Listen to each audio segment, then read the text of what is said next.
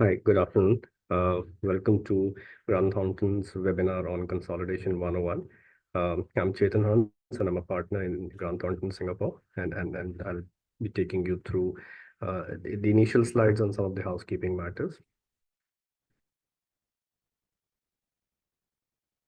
So this webinar is for informational purposes only. I mean, if you have any specific questions, you can reach out to us after that, but this cannot be relied upon as a professional advice.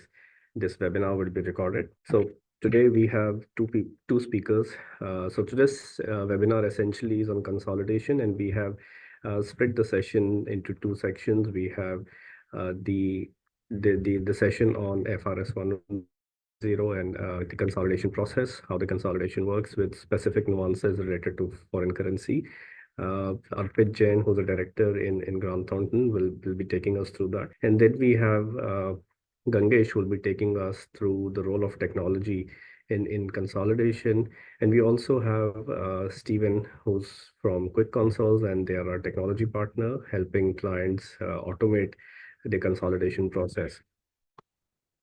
So brief agenda, as I mentioned earlier, it's broken down into two sessions. The first half of the webinar would focus on the core accounting standards, basis of consolidation, foreign currency translation, so on and so forth. And then the second half would be on the role of technology, including a demo of the automation tool. So with this, I'll pass over to my colleague Arpit Jain, who will take us through details of FRS 110 consolidation. Arpit, over to you. Yeah, thanks, Chetan. Okay, so let's start with basics of consolidation. So before we dive deep into what's FCTR and what are the nuances that we feel and that we deal with on a daily basis in the consolidation, let's take a step back and understand why consolidation when a consolidation is really required. So a consolidation is required when there is a holding company. That holding company has subsidiaries, the entities which is under the control, and then a consolidated financial report of the entire group is required to be presented. There comes a concept of consolidation, that the financial information of all the entities in that group, the holding company and the subsidiaries, have to be consolidated and have to be presented in aggregate so that the users can understand, can evaluate the financial health of the group as a whole. Now, that consolidation process, in very brief, requires us to add all the subsidiaries line by line, at all items of balance sheet, at all items of income and expenses line by line.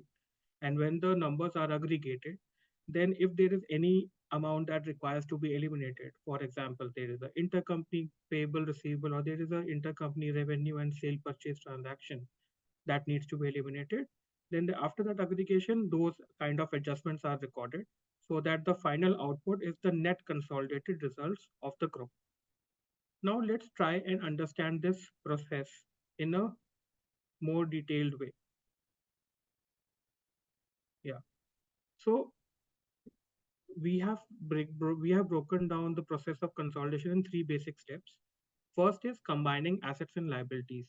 Here, what we do is that we align the financial statements of subsidiaries, each line item, following a common chart of accounts, which is which is followed for the entire group.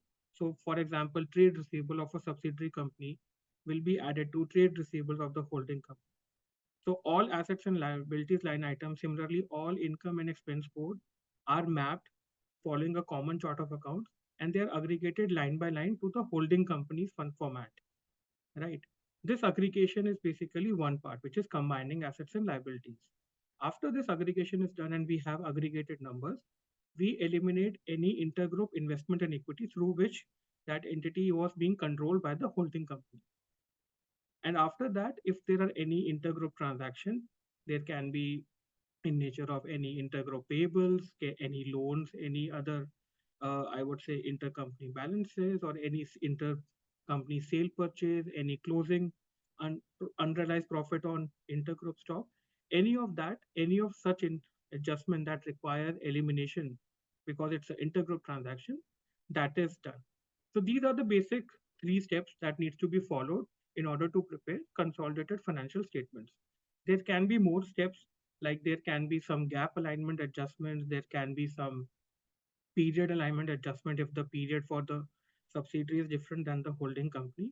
But then there can be much more transaction which we are not dealing, which we are not, I would say, focusing on in this webinar.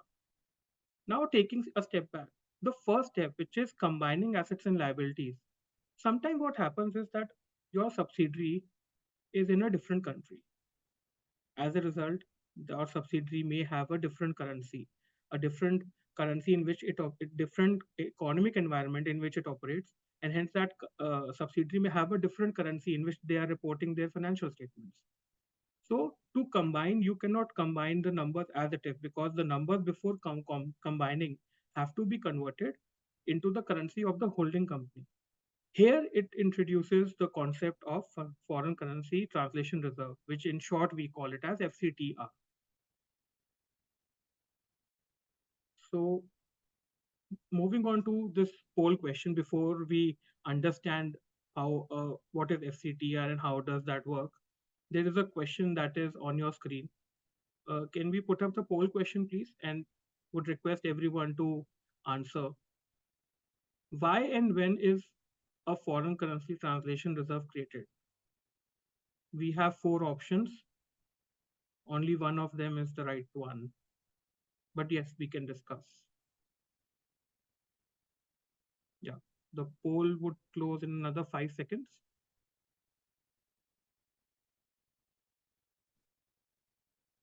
Yeah. Yes, can we close the poll and have the results? Perfect. Right. So yes, most of you, 63% of you answer correctly that FCTR is created at the time of consolidating a foreign currency subsidiary. Yeah. So the first option at which was at the time of restatement of foreign currency monetary item, here the numbers are restated. So we need to understand, and which we will understand, there is a difference in restatement and translation. When you're translating an entire financial statement from one currency to another currency, that translation results in a FCTR, which we will discuss in more detail. But if you're let's say restating a foreign currency transaction in your standalone financial statements, so a Singapore entity making sales in let's say Indian to an Indian entity or to a US entity, that sale may be in US dollars or Indian rupees. That restating that that standalone transaction in Singapore standalone entity, that is restatement, that is not FCTR. But when you're converting your entire financials in a different currency, that is when a FCTR is originated. But yes, 63% of you, most of you rightly said the answer is C. Okay. Now let's understand what is FCTR. And before we understand what is FCTR, there are three definitions that we need to be aware of so that we understand the concept with more clarity. So I will just pop up all these definitions on your screen.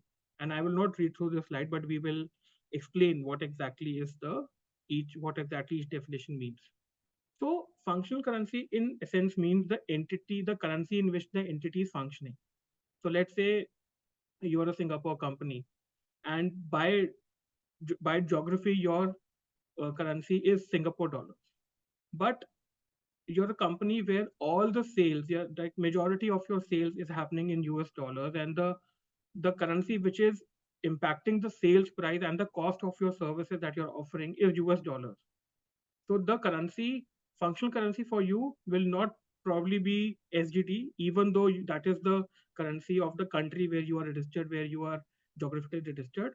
Why? Because the entire operations of that company is being dominated by a different currency, which is US dollar, because that currency is dominating how the revenue is being generated.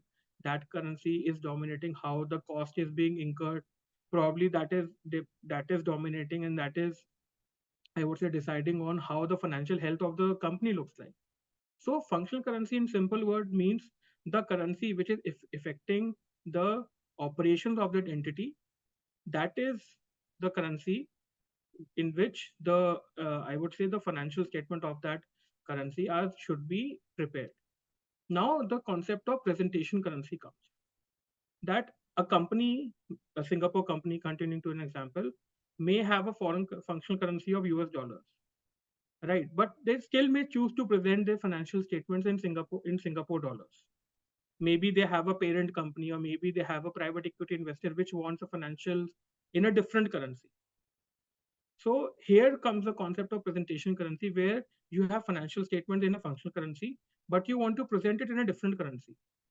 There, that currency in which you chose to present your financials, which is different than functional currency, is your presentation currency. Now, this is most critical part when you are converting a foreign currency subsidiary into a holding company subsidiary, holding company's financial reporting currency. So let's say you have a holding company in US, and that holding company has functional currency of US dollars. That holding company has a subsidiary in Singapore, and that Singapore entity has a functional currency of Singapore dollars. Now that Singapore entity is preparing the financials in functional currency for its standalone purposes, so the financials are in Singapore dollars. Now, when you convert that financials in US dollars for consolidating in US holding company, that is where the concept of functional currency translation arrives, right? So now we will understand how will you convert that Singapore entity's financial statements into US dollars for the purposes of consolidation. So FRS 21 clearly sets out various rules on how each item of financial statement would be converted. Assets and liabilities needs to be converted at closing date of the financial statement.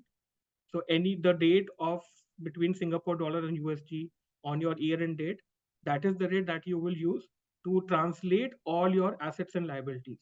The word that we are using here is translate, not restate, because we will see this in a help of a last example, that what is the difference between restatement and translation.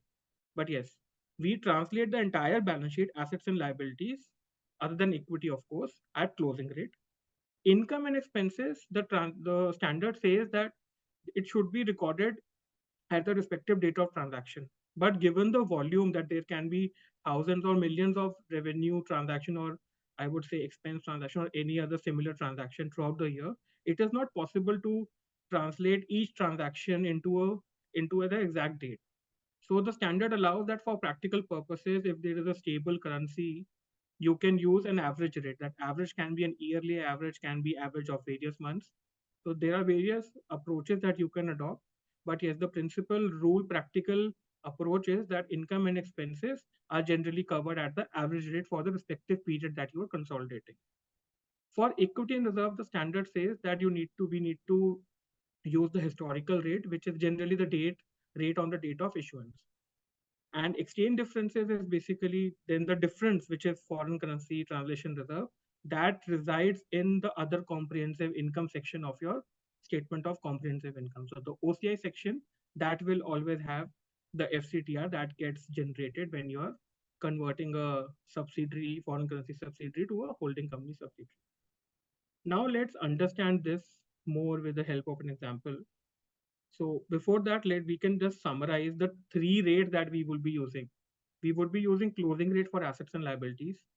We would be using historical rates or actual rate for stock, dividend, and retained earnings.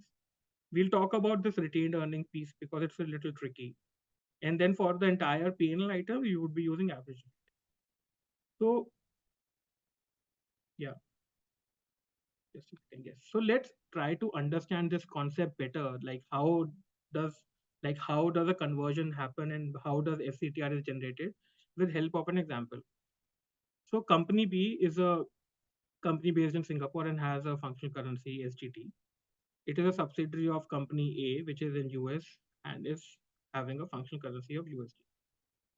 For the purposes of consolidation, as we discussed, company B will have to translate its financials from Singapore to USD, but this is only for the purposes of consolidation, not for standalone. Right. Now you can see the three rates on the screen. Opening date, which is last year's closing, which is 1.31. Average is 1.32 that we will use for converting P&L. Closing is 1.33, and 1.315 is the rate that you will use for converting your equity and reserves, right? So yes, yeah. So on your screen now, you can see the first column shows the assets and liabilities of that entity in Singapore dollars. Now we will apply closing rate to each of the assets and liabilities, which you can see. Then we will apply historical rates to the reserves. And then see your balance sheet in Singapore dollar is matching. But if you're converting that each line item at the same rate, the answer will match. But since we are converting entire balance sheet other than equity and reserves at closing rate, because entire balance sheet is converted at closing rate, but your reserves is converted at historical rate and your PNL is converted at average rate, your third column will not match because you have used different rates. This difference is nothing but your foreign currency translation reserve, right? So before we continue, there is one more poll that is coming. So this is the same poll that I hinted that how do you translate your retained earnings? Because it's a bit tricky. So you have four options on your screen. Average rate for the closing year, and we're talking about retained earnings. We're not talking about profit and loss, we're talking about retained earnings. Historical rate, closing rate, or built up average rate. So the poll will close in 5 seconds from now.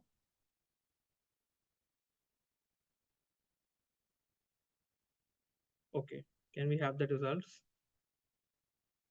Okay, so we have a mix of responses, historical rate as well as built up average rate. So the correct answer is built up average rate. So I'll further go and explain what exactly do we mean by built up average rate. So what is retained earnings? Retained earnings is nothing but accumulation of various years profit from for which the entity has been into existence, right? So and if you'll go back and collect every period's PNL is required to be converted at average rate. So let's say an entity's retained earnings is representing 5 years PNL. That each year's PNL was translated using each year's average rate. Hence, the retained earning is nothing but accumulation of those respective year, that respective average rate. Hence, we say that retained earnings are carried at built up average rate, right? Okay. Now, continuing to this example, so this is the FCTR that we had identified and we had computed. Now there is an option to also recheck, recompute this, that whether the FCTR is correct or not. So if you will recall, the entire balance sheet, other than equity reserves and profit and loss, was converted at closing rate. Had these items also been converted at closing rate, there would not have been any FCTR. Now, if we can compute this FCTR by multiplying the local currency number of these items with the difference between the rate at which it should have been to make the balance sheet zero, which is closing rate, and minus the rate at which these are currently being carried, which is historic and average rate. The difference of these two, each line item wise, should always equal to FCTR. So you can see this 98, which is by the formula which is on your screen, is same as the balancing difference that we had computed here. So this is one way to also always recompute the amount of FCTR, because sometimes the numbers and the balance sheet in the income PNL is huge. So instead of computing and relying on whatever the balancing figure is FCTR is correct or not, there's a small reconciliation that you can use to check whether the FCTR that you've arrived is correct or not. Right. So this was how a foreign currency subsidiary is translated to parent company's currency. Now let's talk about the impact FCTR has on cash flows, on consolidated cash flows. So a very basic concept. Cash flow is nothing but movement. How do you arrive at cash flow? Cash flow is that a movement of your each balance sheet item adjusted for various, I would say, non-cash or different activity adjustments. This is how you prepare your cash flow statement. Similar to P&L, cash flow statement is also a period statement. It is not an as on date statement. As on date statement is only balance sheet. Now what happens is that when you are converting a subsidiary's financial statements, that subsidiary's financial statements previous period balance sheet is converted at previous period's closing rate, right? Other than equity and reserve, all assets and liabilities are converted at last year's closing rate, which is current year's opening rate. And then current year's balance sheet is converted at current year's closing rate. And for cash flow statement purposes, when we take this movement has an element of, I would say, non-cash. Non-cash has an element of FCTR, which is non-cash. Why? Because let's say you had $100 of trade receivables last year, and now which represented, let's say, 150 Singapore dollars. Now the trade receivable for that entity is still 150 Singapore dollars, but due to change in foreign currency rate, the amount of trade receivable arrived in USD is not 100 but 90. Now this movement of 190 is not real, because ideally the underlying amount is 150 Singapore dollars, right? So this is how every movement of balance sheet will have a component of FCTR, which is non-cash. So we are required to identify the FCTR each item wise, so that we can adjust this component, this non-cash component, in the console cash flow item wise, so that the movement that we are eventually capturing for that subsidiary is uh, so that the movement that we're capturing for that subsidiary is non is only cash, is not including of the non-cash component of FCTR. Now let's try to understand this better with the help of an example, and then we'll come back to what is the step we need to follow. We'll first understand these steps with the help of a live example. So similar example, like last time, company B is a Singapore-based company with SGD as functional currency. Company A is its holding company and has a functional currency of USD. So we need to basically convert company B's financial from SGD to USD for consolidation purposes. Now these are the rates that you can see. For previous year, the rates were this: opening, average, and closing. For current year, the rates are this. Now on your screen, you can see the first two columns shows the balance sheet of your company B in Singapore dollars, right? Using the same principles as in example one, we have converted the entire balance sheet at respective year's closing rate. So 2020 has been converted at 2020 rate, 2020. So this 20x1 has been converted using their rate. Equity reserve has been converted using average and historical rates as applicable. And you can see that in when the financial statements got converted to USD, FCTR of 170 has arisen in last year, and it has increased to 410 in the current year. So there is a, for the FCTR for the year is 410 minus 170, which is 240, right? This is how the PNL has been converted. The PNL, the first table is PNL in Singapore dollars, which has been converted using average rate, right? Now what we need to do is, now our overall objective is to identify this 240, which is the movement in foreign currency translation reserve, like to which each item of balance sheet does this pertain to. Now how will we do this is what we are explaining in this example. So step one is that the amount that we had converted in US dollars, so the balance sheet of the company B in US dollars for current year and previous year, we compute the movement of balance sheet in USD, right? This is the step one. Let's call this column as column A. Step two is we will convert the same movement of balance sheet, but in only in local currency. So we consider the Singapore dollar amounts. This movement that we have arrived in Singapore dollars, since it's a period movement, we multiply it with average rate. So the final amount that we get, basically we're trying to convert this in USD, assuming the average rate, similar to PNL. So this column that we have arrived is column B. Now what we're saying is that the difference between column A and column B, line item wise, is nothing but the FCTR. So if you'll see here, what we have done is we have compared the movement in USD as it is in the balance sheet, and then we've compared the movement in Singapore dollar converted using average rate.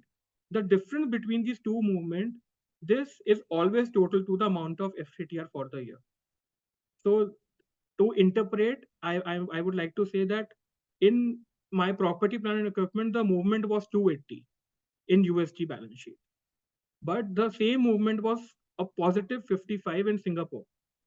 So I am trying to say that 335 is the amount of non-cash component which is FCTR in this, which I need to adjust when I would be preparing the consolidated cash flow. Similarly, for each line item, we have computed the amount of non-cash component pertaining to FCTR. And there's always a check that the total of these should match with the FCTR which is coming here. Now, once we have identified this, then how we use this in console is that we take the movement in US dollars of the company B, and to each item, this is basically cash flow. We prepare cash flow by using movement in US dollars, and we adjust each item with the amount of FCTR identified for each item. After that, the final amount that we get is the net cash movement adjusted for FCTR. So these are the 4 steps that we need to do. Now we can go back to this slide and you can see that what we discussed is what we need to follow. That first we calculate movement of balance sheet using the translated rates. Then we calculate the movement of functional currency at converted at average rate. The difference between these two is nothing but item-wise FCTR. This we use to adjust in the cash flow that we prepare, right? So this is what needs to be,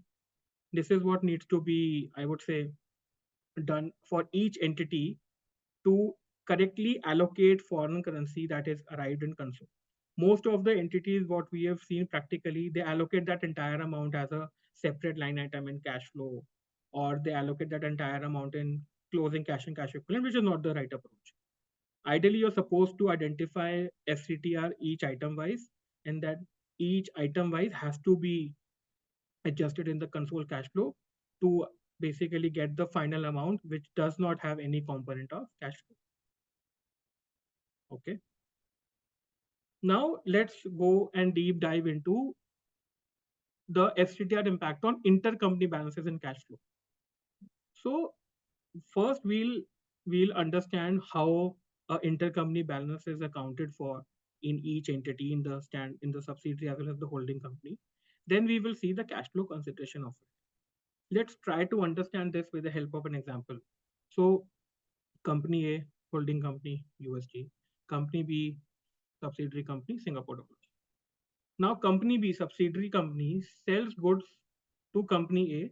The invoice value was $10,000 and the amount is unpaid as at period end. The relevant exchange rate that is relevant for us is the rate on the date of transaction is 1.2, average rate for the period is 1.5, closing rate is 1.6. Now we'll see how will this entity, a company B, record this transaction in its standalone books.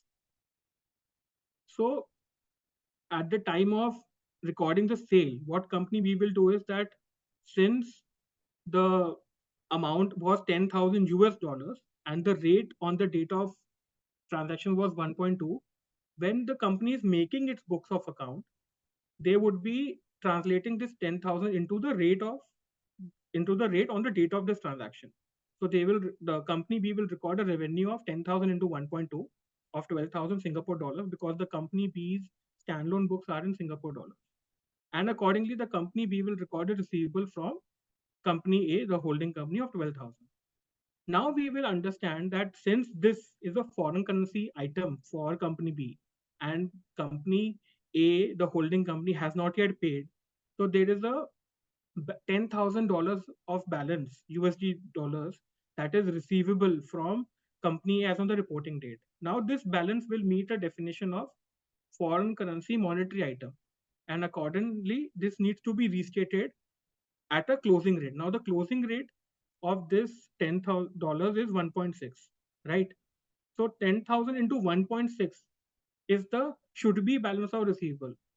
So 16,000 is the should be balance of receivable from A in the books of B.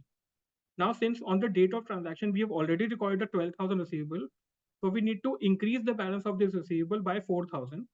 This we will do, but the credit we will not record in FCTR. This is restatement. So the 4,000 is the unrealized foreign exchange gain that we will record in the P&L of company B standalone financials. So this is the difference between translation and restatement, right? This goes to P&L. So this is what the company B has done in its standalone books. Now let's see how the company B's book looks like in consolidation and in standalone. So in standalone, the balance sheet will show a $16,000 of receivable and a $16,000 of income. That's income is two folds. 12,000 is the revenue, 4,000 is the unrealized foreign exchange gain, right? Similarly, this is the P&L 12,000 and 4,000. Now, this six for consolidation, this will be converted at closing rate. So it will show 10,000. This P&L, this is the P&L, this will be converted at average rate. The difference is your FCTR, which is 667. Similarly, P&L will be converted at average rate, which the total is this, and FCTR 667 will be shown as part of OCI. So this is how company B's book will look in standalone, which is first column, and last column being consolidated, basically translated in USD for consolidation purpose. Now let's see how company A will treat this transaction. For company A, it is a normal currency, it is a functional currency purchase. So they will simply record a purchase of 10,000 with a payable to B, which is a subsidiary, for 10,000. No restatement is required because the currency for company A is USD only. Now let's see how the consolidation will happen. In consolidation, this is how balance sheet company A will look like. Company A will have a, sorry, this, I think this is the typo, is company B and company A. Yeah. So company B will have a receivable from company A of 10,000 because it is USD converted. It will, this is how the RE will look like, and this is the FCTR. Now, what will happen is that this 10,000 receivable will get eliminated by the 10,000 payable, right? So this gets eliminated, and the final balance that remains is this. Similarly, for P&L, this is how company B will look like. It will have a revenue of 8,000. These are the same amount that we had seen here, and this will have an unrealized foreign exchange, right? And company B will have a purchase of 10,000. So what is catch here, that you have to eliminate this revenue and sales. Now, the holding company had recorded $10,000 of purchase because that was the amount of purchase. However, the $10,000 of sales has now translated into $8,000 of revenue. Why? Because on the date of this transaction, the rate was 1.2. So it was translated to $12,000. Then this $12,000 of revenue, which is a P&L item, has not been divided by 1.2. If it was divided by 1.2, it will again give 10,000. But it is divided with the average exchange rate, which is 1.5. This is how your revenue of $10,000 has translated to $8,000. Now, this difference of 8,000 and 10,000, this is lying in this unrealized foreign exchange gain. So the difference between the sale and purchase, you adjust in your unrealized exchange gain. You eliminate basically. So basically, the effect of elimination is you reverse your revenue by 8,000, you reverse your purchase by 10,000, and you reverse your unrealized foreign exchange gain by 2,000, so that the elimination effect is nil to P&L. Now we can see that the unrealized foreign exchange gain, which is a P&L item, has still a balance in consolidation of 667. This 667 is exactly equal to the FCTR on this item, because this was the only item in company B's book. So this is exactly the same, which now requires to be adjusted in cash flow. Now, if you look at the closing balance, last column, which is the consolidated balance sheet, how will you prepare cash flow is what is interesting. So since we have a net PBT of 667, we start with PBT of 667, and we have a FCTR movement of 667. Now, if we adjust the unrealized foreign exchange gain here, and we adjust the corresponding leg here in FCTR, you can see that the entire FCTR has got adjusted, and there is the final, I would say, cash flow effect of this transaction is nil, which is the right case, because in a sense, at a group level, nothing has happened. No cash has been generated or I would say used in. a company had sold the goods, and the amount has not yet been paid. So this is how you adjust your FCTR and intercompany balances. Why this evaluation is required, why this working is required, is because in the previous example we had identified FCTR line item wise. We cannot do that for intercompany. Why? Because in intercompany, that intercompany balance on which this FCTR is getting generated, that balance has been eliminated because it was an intergroup balance. So there is no balance left in the cash flow statement where this FCTR can be adjusted. Hence, it is important to understand that how FCTR will work in an intercompany on intercompany balances and cash flow statement. So the answer is that the working should be such that when you do this working, the net effect of that transaction in cash flow should be nil, because here there is no cash that has been generated. So yeah. So this is what I just explained. You can go through these slides more in detail when these will be shared with you. But yes, this is what we eventually wanted to cover in the FCTR's consideration and the nuances that you have when you're preparing cash flow statements and consolidation. So I would like to hand it over to So thanks, Gangesh, but Arpit. before that, Yeah. yes, any So thank questions we can please. so Arpit, we have two questions Yeah, in the chat box. So the first question is, let us assume there's no consolidation. We have functional currency in SGD, but want to present the financial statements in USD. In this yeah, case, do we present FCTR or do we present the Forex in PNL? same FCTR. And also, maybe you want to add something on OCI. Yeah. So basically, the since as I explained, the presentation currency concept is coming from FRS 21, right? So if you decide to prepare your finance to present your financials in a different currency, this exercise of changing your functional currency to a different currency for presentation purposes, the principles are same, which are applied in consolidation. So I would say all the foreign exchange difference that is arising due to this conversion from presentation to from functional to presentation, this is FCTR, which is shown in OCI. But let's say when you restate a foreign currency item, when you restate a foreign currency per sale purchase closing balance, because that is a foreign currency monetary item, that is irrespective of the fact that you want to change your functional currency or not. That gain or loss goes to your P&L. But when you're converting entire financial statement, then you apply translation principles, not restatement principles. And accordingly, that difference goes to OCI. And the objective of treating this in OCI for consolidation is that when you will dispose of that subsidiary, right? All that difference, let's say you had what at the same rate on the date of consolidation, you disposed of that subsidiary.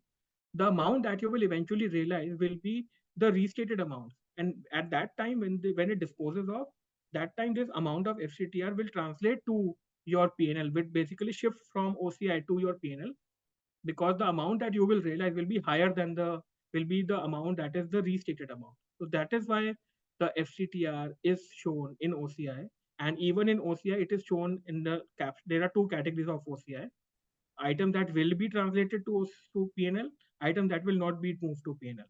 FCTR is item that will be moved to PNL because when you dispose of that asset, the gain or loss will have that FCTR component, which is basically gets realized on disposal.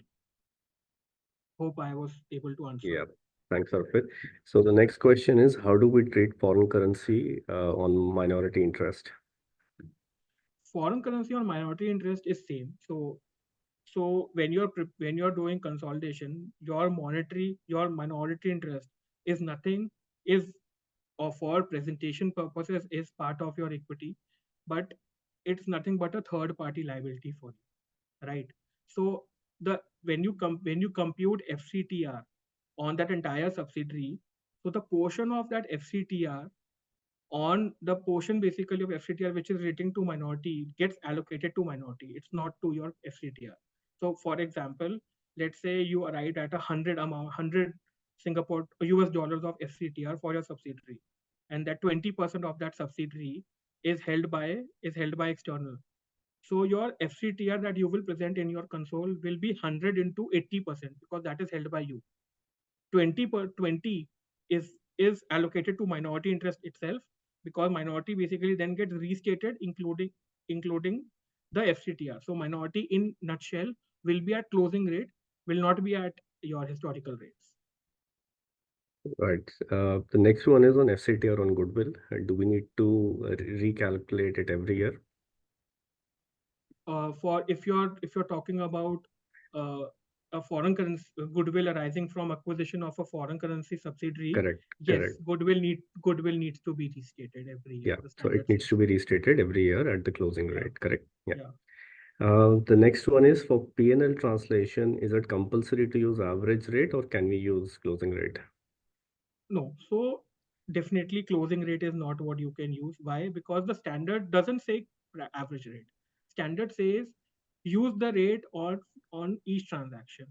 Now there can be millions of transaction in a company's entire financial year. For that for that to address this practical issue, the standard allows you to use average rate. It basically suggests that if there is a huge number of transactions evenly spread out across the year, you can use average rate. Practically, I have seen companies using, I would say, not closing rate, I haven't seen, but let's say a company was existence only for 2 years, 2 months of the entire year. Let's say the company was under existence, but the company was a dormant company and started having operations in the last quarter. Then it is advisable to use that quarter's average rate instead of using that entire month's average rate. So you have to apply judgment that you need to use that rate to your PNL, which actually mm, basically is commensurate with the period through which the entire activities which computes your PNL are was done. So if the activity, let's say there was a huge sale, a huge, let's say 20% of your sale was done at a specific date towards end of the year, you can choose to specifically translate that amount at that rate and the rest of the PNL at average rate. So we have seen such transactions, but using closing rate is definitely not allowed. It's not written in the standard unless and until for some situation, at least I cannot think of, you can prove that average rate is that closing rate was the rate on which you did all that PNL transactions. Hope I was able to answer. Yes, thanks, Arpit. So, in the interest of time, I think we'll move on to the next session. Arpit, there are two more questions on the chat box. Maybe you can reply online. Yeah, yeah. Yeah. So then I'll pass over to my colleague Gangesh for the role of technology in consolidation. Okay. Thanks, Chetan. Uh, Thanks, Chetan. Yes. Okay. Hi, good afternoon, everyone. My name is Gangesh Chawla, and I'm leading the finance transformation practice at Grant Thornton, Singapore, which is part of our overall CFO advisory services. Today, I'll be discussing the role of technology in consolidation. As you would appreciate, the complexities of modern business have made the consolidation process increasingly challenging. Manual time-consuming tasks coupled with disparate systems and data have created significant bottlenecks. Today, we will explore how technology can be a game changer in this landscape. We will delve into the pain points and consequences of inefficient consolidation, and most importantly, how the right technology can transform your financial close. I'll share insight into the key features of a robust consolidation system, real-world examples of overcoming common challenges, and how to drive tangible business value. Finally, we will look ahead at the future of consolidation, discussing emerging trends and technologies that will shape the financial landscape. So without further ado, let's start with a quick poll question.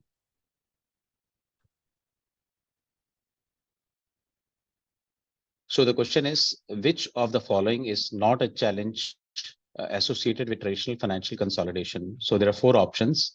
The first one is increasing complexity of global operations, multiple subsidiaries, diverse accounting standards, and the last one is advanced technologies adoption. So the poll will close in another 5 seconds.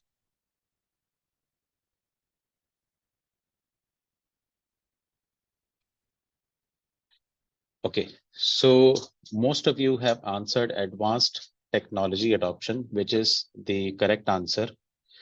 So this is not a challenge for the traditional consolidation system. So now let's talk about the challenges facing the traditional financial consolidation. In today's global business world, with its increasing complexity, multiple subsidiaries, and a patchwork of accounting standards, it's becoming a real headache. This can lead to inaccuracies, inefficiencies, and even, can you change? Sorry. Okay. So in today's global business world, with its increasing complexity and multiple subsidiaries and a patchwork of accounting standards, it's becoming a real headache. This can lead to inaccuracies, inefficiencies, and even put your business at risk. So let's dive into the specifics. So on the screen, you can see challenge one talks about the increasing complexity of global operations. First, let's look at the impact of the global operations. We are dealing with a tsunami of data from different countries, currencies, and systems. It's like trying to assemble a puzzle with missing pieces while blindfolded. And let's not forget the pressure of real-time numbers. Traditional systems just can't keep up with the pace of business. Plus, ensuring data accuracy across the board is a significant challenge. And challenge number two talks about the multiple subsidiaries. So next we have the headache of multiple subsidiaries, consolidating financial data from countless companies, each with its own unique systems and processes is like herding cats. Intercompany transactions are a real headache, and a complex ownership structure adds another layer of complexity. And the third challenge talks about the diverse accounting standards. So to top it all, we are juggling multiple accounting standards, covering numbers from converting numbers from one standard to another is like, trying to compare apples with oranges. And let's not forget the constant changes in regulations. It's a moving target that keeps finance teams on their toes all the time. So what's the conclusion here? Basically, these challenges highlight the critical need for a new approach to financial consolidation. Traditional methods are simply not up to the task. In the next section, we'll explore how the advanced technologies and automation can help us overcome these obstacles and achieve greater efficiency and accuracy in our financial reporting. So let's talk about the headaches that come with a traditional consolidation. We are familiar with the pain of manually inputting and reconciling data. It's a time-consuming process and it opens the door for errors. Imagine juggling multiple currencies and complex calculations in a spreadsheet. It's a nightmare, and let's not forget the hassle of pulling data from different systems, each with its own format. It's like trying to fit square pegs into the round holes. Eliminating intercompany transactions is yet another nightmare in traditional setups. We need to be able to make decisions on the fly, but with the traditional methods, we are always playing catch up. All of the above challenges lead to the significant delays and errors. And the bottom line is traditional consolidation methods leave us wide open to fraud, compliance issues, and sleepless nights during audit season. I think it's a time to change. Now let's talk about the consequences of delays and errors in the financial consolidation. When consolidation gets dragged out, it's a domino effect. We are talking delayed financial reporting, which is like hitting the snooze button on crucial business information. This can lead to missed opportunities. Imagine losing out on a big deal because you couldn't get the numbers together in time. And let's not forget about increased audit risk. Those sleepless nights are no fun. I think everybody may have experienced, whenever the auditors come and there are some tight deadlines, we are struggling to put together the numbers together. And now errors in the consolidation are a whole different ball game. Misleading financial statements, of course, that's a recipe for a disaster. We would be facing hefty regulatory penalties and worse, a loss of investor confidence. And the last thing, that's what anybody wants. Now let's see how the technology can help. So technology has been a total game changer for the financial consolidation. Let's talk about how it has transformed the way we work. First off, automation is a lifesaver. Gone are the days manually collecting and entering data. It's faster, more accurate, and helps us to focus on higher value tasks. Standardized processes means fewer errors and a big boost in efficiency.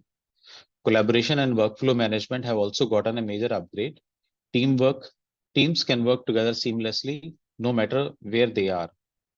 And let's not forget about the real time visibility and reporting. This means we are always in the know and can make decisions faster. On top of that, technology has supercharged our audit and compliance capabilities. Better audit trails and transparency make our lives easier during those dreaded audit phases.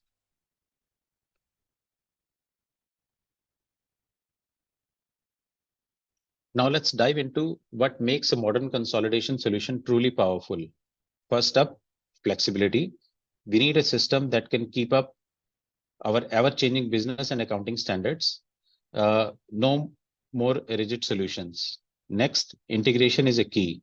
Easy connectors to our ERP, CRM, and other systems are a must. No more manual data juggling. We need efficient ways to get data in and make sure it's accurate. That's where data entry and upload come in. Next, dealing with the multiple currencies can also be a headache, but not with a modern solution. Automated currency management and exchange rates are essential. And let's not forget about the workflow. Streamlined approval and review processes save time and reduce errors. Intercompany transactions can also be a nightmare, but automated matching and elimination make life so much easier. And when it comes to complex calculations and adjustments, we need comprehensive tools to get the job done right. Traceability and auditability are also crucial here, and clear audit trails and version controls are non-negotiable in today's era. Finally, we need flexible reporting capabilities and compliance support to meet all our needs. And why not go an extra mile and integrate with budgeting and forecasting tools? It's just like a cherry on top of the modern consolidation solution.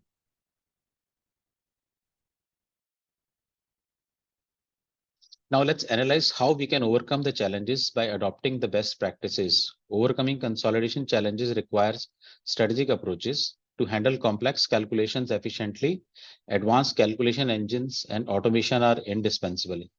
By implementing robust matching and reconciliation processes, intercompany eliminations can be streamlined. Effective currency management features are crucial for addressing functional and foreign currency issues. Automating minority interest calculations based on ownership structures simplifies the process. Streamlining journal entry processes for recurring and non-recurring journals is essential. To complete an accurate transaction history, a complete and accurate transaction history is generated through a solid audit trail. So we need to have a good audit trail, and this is how it's possible. And to prevent errors, data validation and error checking mechanism should be in place. And finally, migrating to a centralized consolidation platform is a key to avoiding spreadsheet risk. As you know, we are all familiar that there are different version control issues with various spreadsheets and so on. I think a centralized consolidation platform is a key to avoiding all that. Let's talk about the game-changing impact of a robust consolidation solution that can have on your business. Imagine slashing the time and money you spend on the consolidation process. With improved data accuracy and reliability, you can say goodbye to those late nights and endless spreadsheets. Faster financial closing cycles means more time to focus on strategic initiatives. As you can see, most of the times, I think the finance team is juggling, trying to get the numbers right. So it can, spare a lot of time so that finance team can focus more on the strategic initiatives. And let's not forget about the power of timely and accurate reporting. This is the fuel for better decision making. I think management needs the information very fast, especially the investors. And the next one is increased efficiency and productivity go hand in hand with the streamlined consolidation process. Centralized data storage and access make life easier for everyone involved. Plus, a solution that can scale with the business is essential for long-term growth. So we need a solution which actually comes with the scalability, because as the business grows, the requirements of the business keep changing. We need a scalable solution to tackle that issue.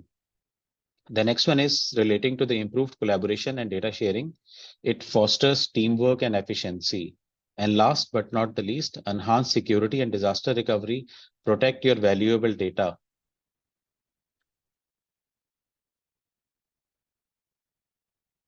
So we have explored the challenges and solutions in the financial consolidation, but where are we headed? The future is quite exciting. In fact, I would say, imagine real-time consolidation where financial data is instantly aggregated from every corner of a business. Cloud-based platforms are making this a reality, pulling data directly from your ERP system, and you will actually see in a quick demo after my session. Automation will be the next big leap. Robotic process automation and AI will handle the mundane tasks, thus helping you to focus on more strategic analysis, as I mentioned earlier. We will be able to predict cash flow shortages and identify potential risks using predictive analytics. Visualizations will transform complex data into easy to understand stories, and we will be able to explore trends, identify patterns, and make better decisions. And let's not forget blockchain, ensuring data integrity and transparency like never before. The shift to cloud-based solutions is unstoppable. Increased flexibility, scalability, and cost efficiency are just the beginning. And I personally think that this is an exciting time for finance. And by embracing these trends, we will not only improve efficiency, but also gain a competitive edge. So I think with that, it brings my session to an end, but I want to leave you with a thought-provoking poll question. While there is no right or wrong answer, it would be interesting to see how you evaluate your options in context of the organization. So the poll question is, which technology do you believe will have the greatest impact on the financial consolidation in the next 5 years? So first option is real-time consolidation, advanced automation, predictive analytics, and cloud-based solutions. So the poll will end in 5 seconds.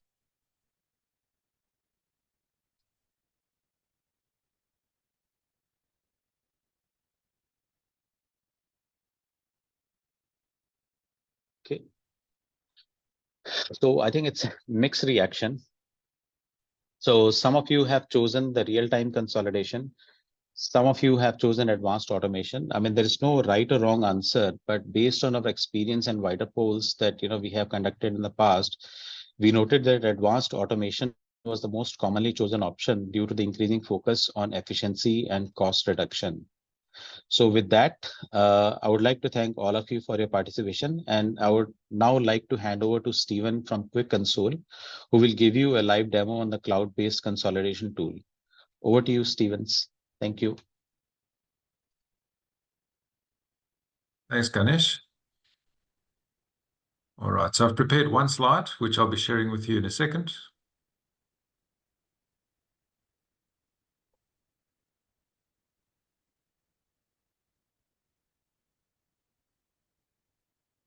All right, so I've just got one slide here already. This dovetails really well with what Ganesh was saying now, in terms of why you would want to automate your group reporting and your consolidations.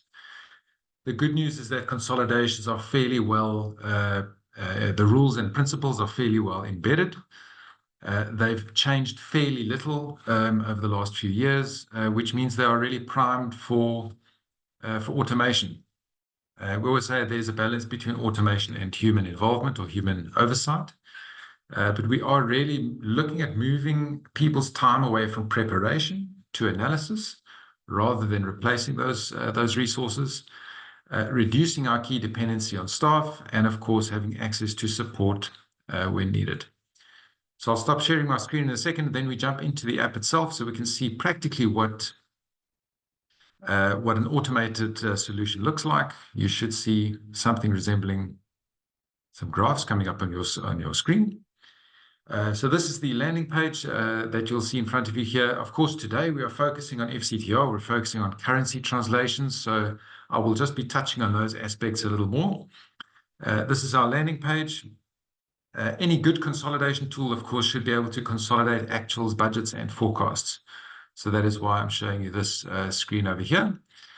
We obviously start all of our consolidations with a trial balance, and I think exactly what Ganesh mentioned now.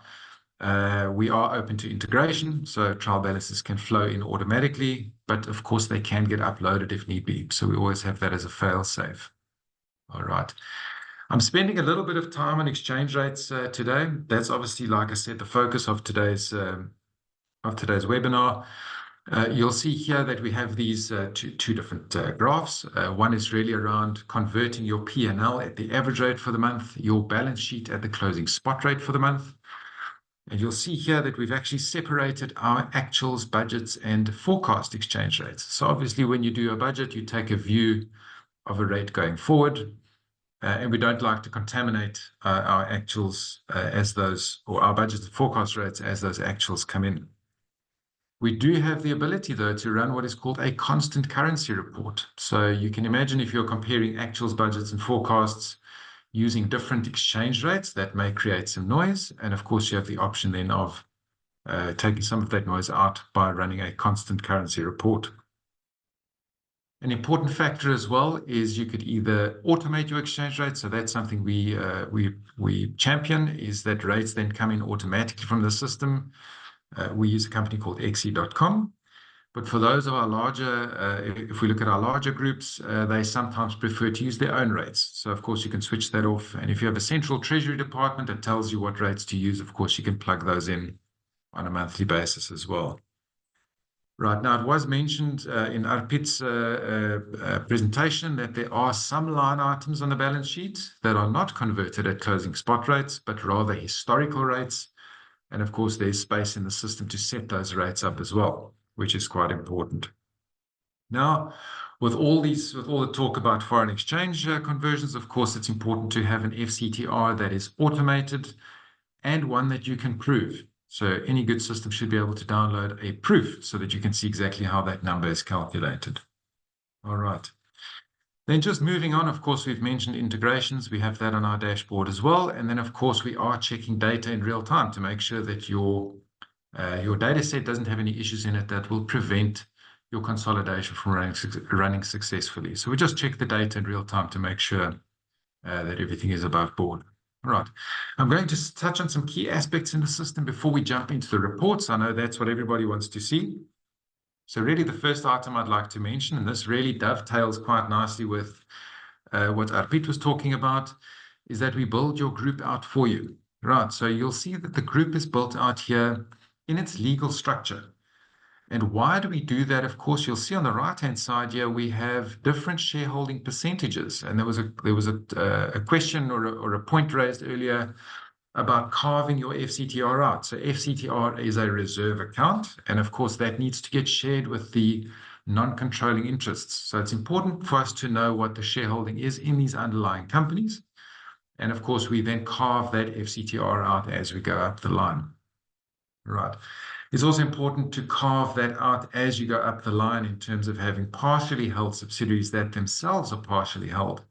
That carve out happens as you go right up to the ultimate holding company. Right, so that's our org chart. I did mention that there is space in the system to set the historical exchange rates, those line items on the balance sheet like share capital, reserves, NDRs. Of course, we tell the system here, don't translate those at spot for me. Please translate those at my Jan 2021 rates and my March 2021 rates. Right, this can get a lot more detailed as far as the setup is concerned, but it's important just to see that once these are set, the system then calculates those automatically. There is FCTR on these line items as well, considering that you are not translating these at spot. Of course, that will trigger an FCTR component, and I'll get through that in a minute. All right.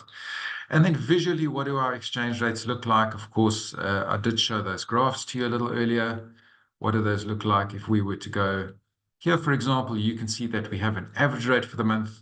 We have a closing spot rate for the month. And there you'll see my budget and forecast rates are kept separate from one another. All right. So that's just really great to see visually, where do these exchange rates sit and what do they look like?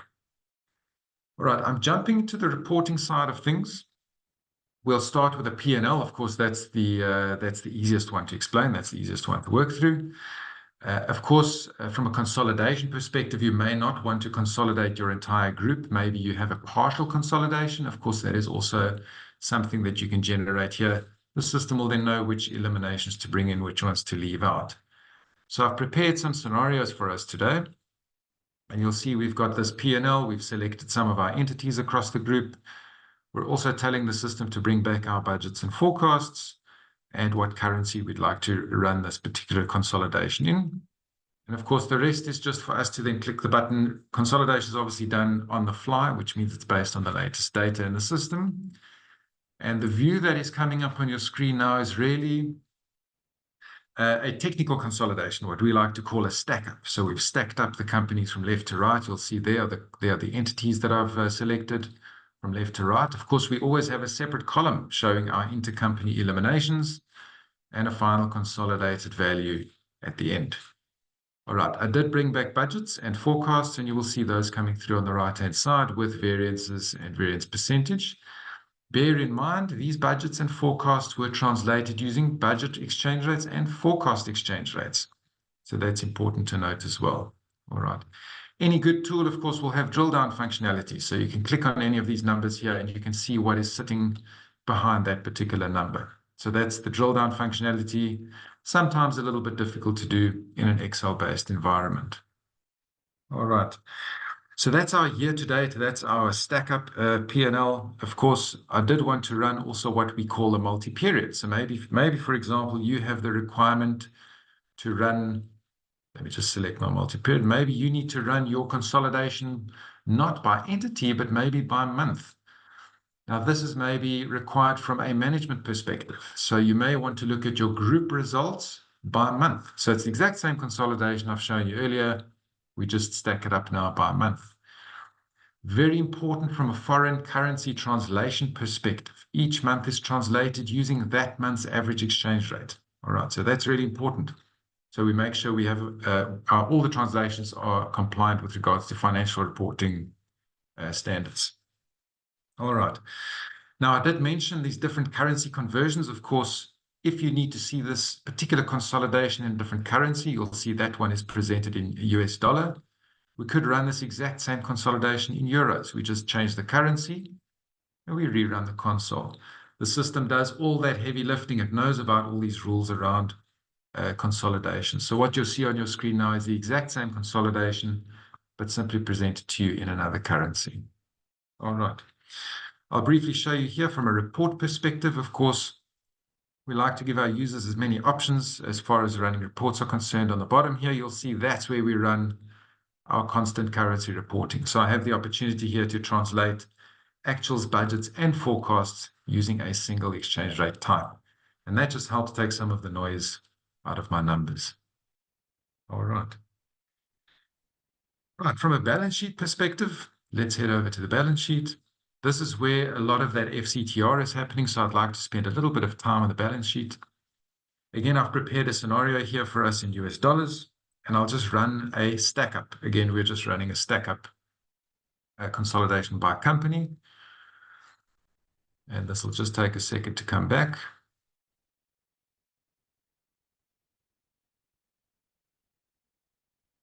All right, here we go. So what you're seeing on your screen now is a consolidated balance sheet in US dollars. I have various different functional currencies here in this group. And you'll see here, there are my companies from left to right. And again, we have that pro forma column and a final consolidated value at the end. What I'd like to mention here is that every line item here is translated at closing spot rates for that month, except for share capital, which was translated using those historical rates. Retained earnings were translated using all the rates at which those earnings were generated. So we can go back really as far as we need to. And there you'll see an FCTR and an NCI line item. So those are your foreign currency translation reserves and your NCI. And I did mention, and it was mentioned by Arpit as well, that we carve out a portion of the FCTR gets allocated to the minorities. Of course, it is a reserve account, and that does carve out as well. All right. So that you'll see happening there. And what is really important from a systems perspective is the ability to download your FCTR proof, which I will get to at the end of my presentation.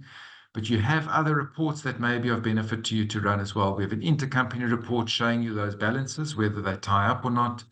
You can generate and should be able to generate a consolidated trial balance, and you can run your console in a slightly more detailed view, which is our consolidation by GL account. All right. But just to mention here, of course, you can run this consolidation by company. And exactly like I showed earlier, we can also run a consolidation by month. Right, so I'm just going to restart my console. And you will see what that looks like. All right, there you can see the system running the NCI calc. So that's the carve out of the FCTR. Of course, the minorities here also share in any earnings. So there's a multiple process that is happening there. All right, what is important with this report that I'm showing now? This is really quite a powerful report. This is our consolidation by month. So it's our group consolidated numbers by month. And each month here is translated using that month's closing spot rate. So it's as if I ran January on its own or Feb on its own. And there you can see that FCTR value is getting automated. So that is an automated number that is getting calculated. And of course, you'll see your NCI over there as well. Everything else is translated using closing spot rates. All right. And then I know Arpit spent a fair bit of time on the cash flow. That's also just important to mention. This is incredibly difficult to generate manually from an Excel perspective, but we are deriving each company's cash flow and each company's underlying functional currency first. Then we translate using those average rates, exactly like Arpit mentioned. And you'll see those flowing through here. This is a more of a traditional kind of a cash flow statement. But what you will have as well, if we talk about FCTR, you'll see we have this non-cash component in the cash flow statement here. And everything else is translated using average exchange rates, except for obviously our opening and closing cash balances. Those must agree back to our consolidated balance sheets at opening and closing spot rates. So that is also quite an important factor when it comes to generating this cash flow statement. All right. And then lastly, I know Arpit mentioned this in his presentation, was the requirement to translate using daily rates. Of course, that's impractical, as was mentioned. We use average rates, but there could be some material transactions that are processed that are so material in nature that they need to be translated using that day's exchange rates or that transaction's exchange rate. Of course, you do need to have space in the system to process those, and we do that as well in the system. Here, we process what we call a transaction date forex adjustment. And that simply assists us in then isolating a specific transaction and making sure that gets translated using the correct rate for that day. All right. And then lastly, I'm just going to share the proof with you in a second. So I did mention, I'll just reshare my screen. Just give me a second. I did mention earlier, that although the FCTR, it is important that that is an automated number, it is automatically generated. But of course, how do you prove that number when you're in a system? This is the proof that comes out of the system. And of course, we can see what report parameters we've used.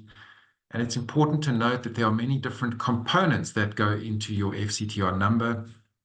You'll see our FCTR is broken down here on the bottom.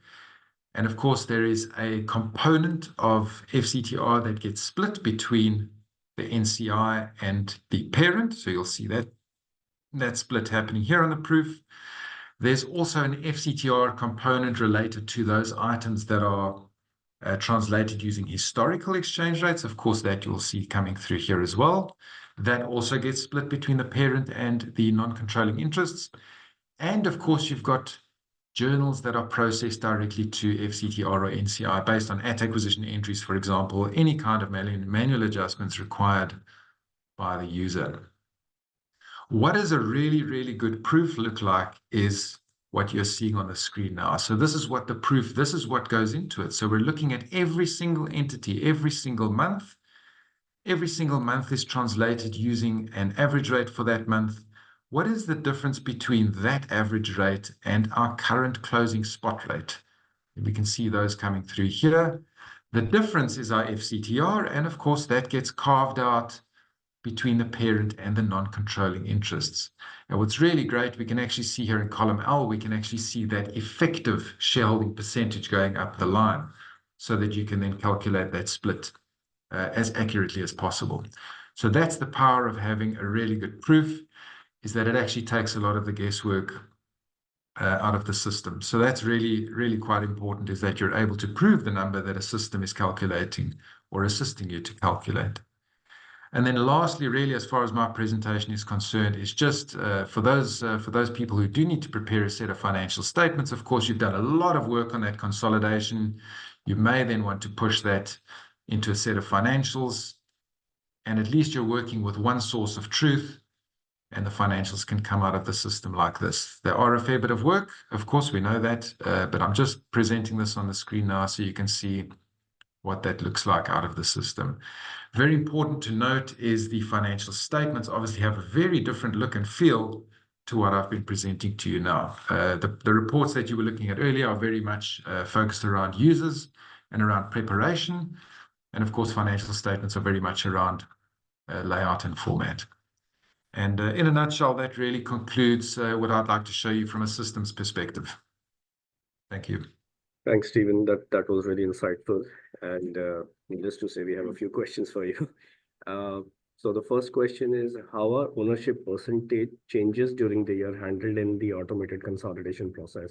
So let's say if the ownership changes, it goes from 30 to 50, or it reduces from a subsidiary to an associate.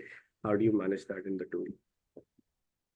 Very good question. So there is a component in the system that allows us to adjust that shareholding percentage over time. Of course, that will affect the carve out that happens automatically from an earnings perspective and from an FCTR perspective. But with any increase or decrease in a shareholding percentage, there will always be a component that will be manual, that will require the user to go in and process an additional at-acquisition journal or a disposal. So there is always that element to it as well. And that's a fair point, because an acquisition would require a valuation, and those are the manual journals that would be needed. And similarly, disposals would have a valuation impact. But maybe another question from my side. Once we have those manual journals, we post them in the system, they become like a permanent consolidation journal, right? Absolutely right. So all those at-acquisition journals, the adjustments that are required, do stay in the system. They get processed once, and the system just simply rolls those forward into future periods. Great. So Stephen, the next question is, how does system identify intercompany transactions based on trial balance? Absolutely. So, of course, we had a short time today to do the demonstration. There are many different ways in which we can process those eliminations. The best and easiest way is to tell the system which accounts across the group are intercompany in nature. So if you've got accounts that have been set up whose only job is to be intercompany accounts, we tell the system this is an intercompany account, and the system then automatically does the eliminations for you on a monthly basis, with an extensive amount of reporting. So it does tell you, you've got a problem here that you need to correct if those are not in balance. And of course, there's always the ability to manually process console entries where you need more control or where you've got something very specific that you need to eliminate. Right, thank you. The next one, maybe I think I'll leave it to you because I can't decode it. Why the consolidated income statement consists of associate line by line number? So can you very good question. Very, very good question, actually. Sometimes for management purposes, you may want to include that associate. For statutory purposes, of course not. Then you would equity account that entity. The system is flexible enough to allow our users to either choose which companies they would like to consolidate, which ones they would like to leave, either for statutory or for management purposes. It's very, very well picked up. Yeah, indeed. Very, very observant point. The next two questions relate to financial statement disclosures and notes. So the question is, does Quick Consoles allow consolidation of the disclosures and notes, particularly ones which do not come directly from the trial balance? Correct. So there is space in the system to capture, especially for things like on the cash flow, fixed asset acquisitions, disposals, there is room in the system for those items to be captured and to come through to the financials. We do know that there's a lot that happens outside of a trial balance. Of course, the financials do allow you to manually capture those items. Of course, we know not everything can be stored in the system. So there is space to either whatever we can bring in from the trial balance, we can, but there is always room to capture manually as well. The next one is about translation reserve. So does the quick console calculate the translation reserve based on balance sheet and P&L of the subsidiaries? Sorry, just repeat the last bit of that question. Does quick console calculate the translation reserve based on the balance sheet and P&L of the subsidiaries? Yes, correct. Yeah. So that is automated. Yes. I think that's what Stephen also demonstrated, how the closing rate, average rate, and the proofs work. Next one is probably a little bit on the tech side. Which accounting systems are currently integrated to Quick Console? So off-the-shelf integrations, we've got QuickBooks, we've got Xero, but we have a generic API. Without getting too technical, the API allows other systems to integrate into Quick Console. So we've got SAP, we've got Oracle, we've got Sage 200, X3. There's a lot of other systems that have already integrated into Quick Console. So we use the API to do that. Yeah. And I guess the last one's also, again, around translation. So yes, I mean, once you set your system up, you don't really have to do your translation reserve calculations. It can be handled Correct. through the system. I think the key message is that you can automate a lot of routine transactions, but yes, once in a while there will be specific transactions which will require manual human intervention. So I think, yeah, but again, you can probably focus more on those than your permanent journals, intercompanies, which can be automated to a large extent. And I think the ability to generate the financials is also an important one. Now, even our audience is mostly Singapore, so I appreciate that what you presented may not be exactly Singapore, but we can tailor it to have a Singapore template. Absolutely, 100%. Yeah. So I think with this, we come to the end of the session. I hope you had a good session understanding the nuances of consolidation and how technology can be leveraged in streamlining your consolidation process. And I think you have my details and Gangesh's details on the screen. So if you have any questions or any queries regarding either the theory of consolidation or the role of technology, please feel to reach out to us and we'll be more than happy to help. And our team would be sharing these decks with you, shortly, and you'll have our contact details on the deck as well. So with that, maybe we'll give back your 7 minutes, and thanks everyone, and have a good evening.